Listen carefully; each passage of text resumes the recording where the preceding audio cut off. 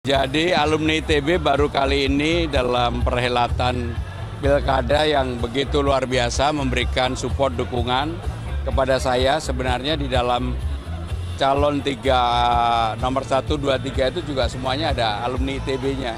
Tapi saya bersyukur hari ini hampir semua angkatan ada dan mereka memberikan dukungan yang luar biasa. Bahkan juga teman-teman dari UI juga hadir untuk itu. Jadi saya terima kasih atas dukungan ini. Mas, tadi kan yang menarik disampaikan sama Mas Pram, kalau bisa ada rumah, di bawahnya ada co-working space, bawahnya ada sekolah. Nah itu sebenarnya konsepnya untuk di daerah mana dan targetnya bisa selesai di satu periodenya Mas? Jadi yang pertama, problem utama di Jakarta itu kan masalah pembebasan lahan. Belajar dari pengalaman di JIS, Kampung Bayam dan sebagainya, pembebasan lahan itu mulai dari tahun 92, baru selesai di 2013 zaman Pak Jokowi.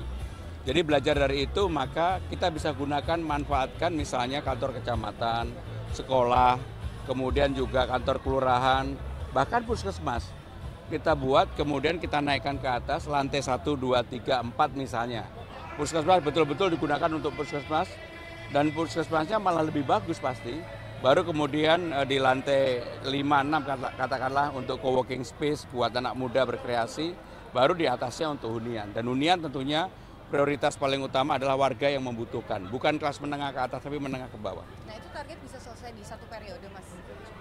Kalau bangun gedung kan sebenarnya sangat mudah dan bisa cepat. Yang problem selalu di Jakarta adalah pembebasan lahan. Dengan makin susahnya lahan, maka harus ada inovasi. Dan kalau saya, tidak hanya pasar, tetapi juga sekolah juga bisa. Bahkan sekolah akan menjadi lebih baik kalau misalnya di bawah sekolah tetap dimanfaatkan, yang co-working space di lantai 45 dan seterusnya untuk hunian. Bisa di mana aja, karena hampir semua daerah di Jakarta kan punya kecamatan, punya puskesmas. Puskesmas juga ada 44 lebih. Di kantor kelurahan bahkan sekarang ini juga sudah ada puskesmas ya.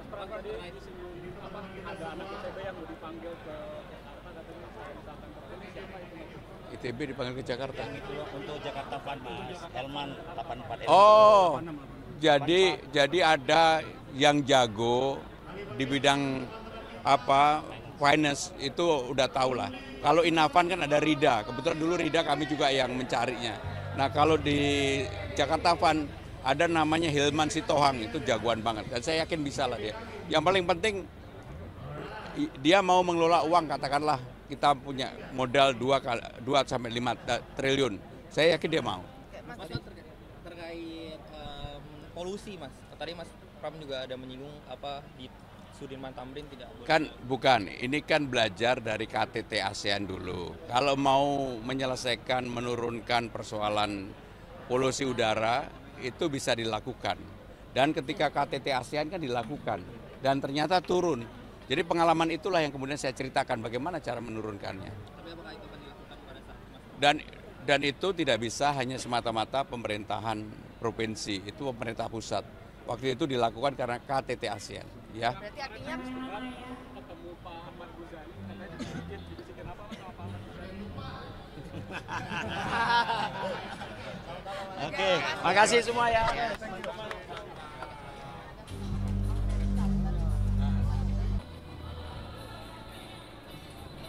Jadi alumni ITB baru kali ini dalam perhelatan pilkada yang begitu luar biasa memberikan support dukungan kepada saya. Sebenarnya di dalam calon nomor 1, 2, 3 itu juga semuanya ada alumni ITB-nya. Tapi saya bersyukur hari ini hampir semua angkatan ada dan mereka memberikan dukungan yang luar biasa. Bahkan juga teman-teman dari UI juga hadir untuk itu.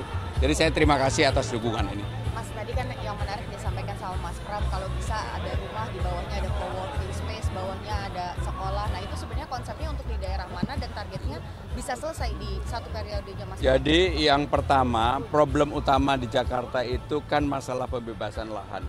Belajar dari pengalaman di JIS, Kampung Bayam dan sebagainya, pembebasan lahan itu mulai dari tahun 92, baru selesai di 2013 zaman Pak Jokowi. Jadi belajar dari itu maka kita bisa gunakan, manfaatkan misalnya kantor kecamatan, sekolah, kemudian juga kantor kelurahan, bahkan puskesmas. Kita buat kemudian kita naikkan ke atas lantai 1, 2, 3, 4 misalnya. Puskesmas betul-betul digunakan untuk puskesmas dan puskesmasnya malah lebih bagus pasti.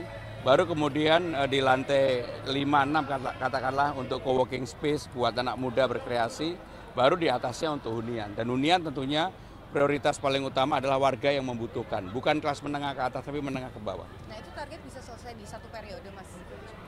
Kalau bangun gedung kan sebenarnya sangat mudah dan bisa cepat. Yang problem selalu di Jakarta adalah pembebasan lahan. Dengan makin susahnya lahan, maka harus ada inovasi. Dan kalau saya, tidak hanya pasar, tetapi juga sekolah juga bisa. Bahkan sekolah akan menjadi lebih baik kalau misalnya di bawah sekolah tetap dimanfaatkan, yang co-working space di lantai 45 dan seterusnya untuk hunian. Bisa di mana aja, karena hampir semua daerah di Jakarta kan punya kecamatan, punya puskesmas. Puskesmas juga ada 44 lebih. Di kantor kelurahan bahkan sekarang ini juga sudah ada puskesmas ya. Ada anak ITB yang mau dipanggil ke Jakarta, katanya saya disampaikan terakhir, siapa itu?